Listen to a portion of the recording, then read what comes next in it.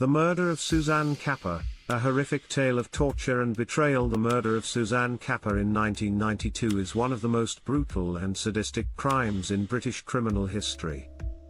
Suzanne Capper, a 16-year-old girl from Greater Manchester, England, was kidnapped, tortured for over a week, and ultimately burned alive by a group of people she considered her friends. The sheer brutality of the crime shocked the nation and left an indelible scar on British society.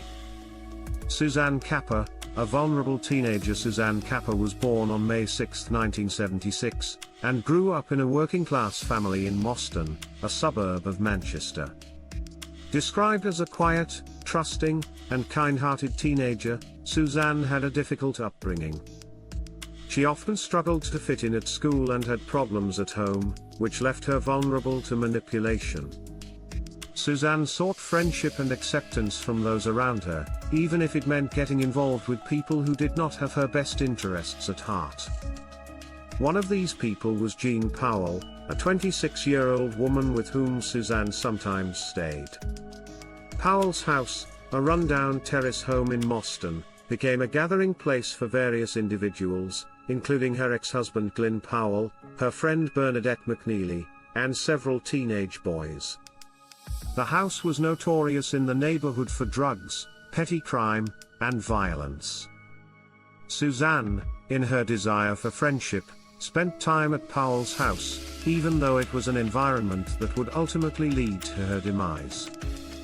The plot, resentment and revenge. The events that led to Suzanne's murder were driven by petty grievances and cruel manipulation. Jean Powell and her friends became angry with Suzanne over several minor incidents, including the belief that Suzanne had given them lice, stolen a pink duffel coat, and betrayed the group in other trivial ways. These grievances, combined with their sadistic tendencies, escalated into a twisted plot to exact brutal revenge on Suzanne. Powell, along with Bernadette McNeely, Glyn Powell, Anthony Michael Dudson, and two teenage boys, Jeffrey Lee and Clifford Pook, decided to abduct Suzanne and subject her to prolonged torture as a form of punishment. What began as an act of vengeance quickly spiraled into one of the most horrifying cases of torture and murder in British history. The kidnapping and torture of Suzanne Capper. On December 7, 1992, Suzanne was lured to Jean Powell's house under false pretenses. Once there, she was overpowered by the group, and her nightmare began. The captors confined Suzanne to a filthy bedroom, where she was tied to a bed and subjected to days of unimaginable torture. The group's cruelty knew no bounds. Suzanne was beaten repeatedly, burned with cigarettes, and injected with amphetamines. Her head was shaved, and she was forced to listen to loud, repetitive music through headphones, including "Hi, I'm Chucky, Wanna Play?" from the Child's Play movies. The group took sadistic pleasure in Suzanne's suffering, taunting her and laughing at her pain. Throughout the ordeal, Suzanne begged for mercy, but her captors showed no signs of remorse. They even forced her to sleep in a filthy, rat-infested cupboard when they tired of torturing her. The final act, burned alive after enduring over a week of torture, Suzanne Capper was barely alive. On December 14, 1992, the group decided to end her life. They bundled the severely injured and weakened Suzanne into the trunk of a car and drove her to a remote area in Werneth Low, near Stockport, Greater Manchester. There, they dragged Suzanne from the car and covered her in gasoline. Bernadette McNeely set her alight, and the group left Suzanne to die in the cold, isolated field. However, Suzanne, despite her horrific injuries, managed to crawl nearly 100 yards to a nearby road, where she was discovered by a motorist. Incredibly, Suzanne was still conscious and able to name her attackers before being rushed to Wythenshawe Hospital. Suzanne's final moments and death. Suzanne Capper's injuries were catastrophic. She had suffered 80 to 90% burns to her body, and doctors at Wythenshawe Hospital worked tirelessly to save her life. In her final hours, Suzanne gave a detailed account of the people who had tortured her and described the events leading up to her being set on fire.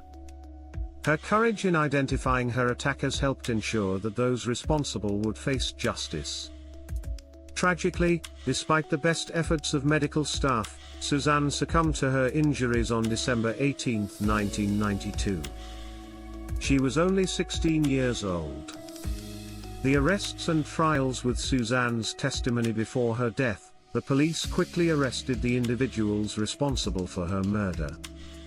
Jean Powell, Bernadette McNeely, Glyn Powell, Anthony Dodson, Jeffrey Lee, and Clifford Pook were charged with Suzanne's abduction, torture, and murder.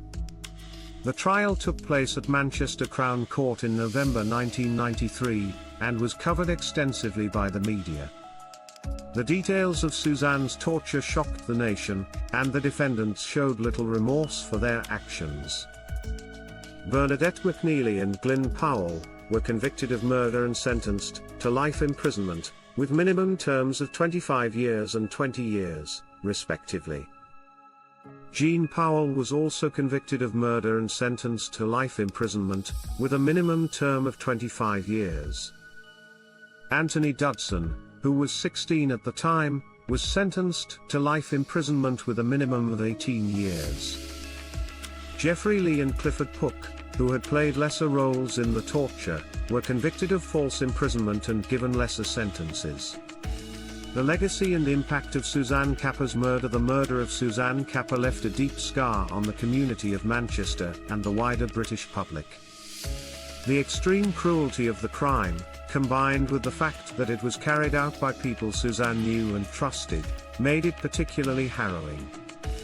The case highlighted the dangers of peer pressure, manipulation, and the capacity for human cruelty, even among young people.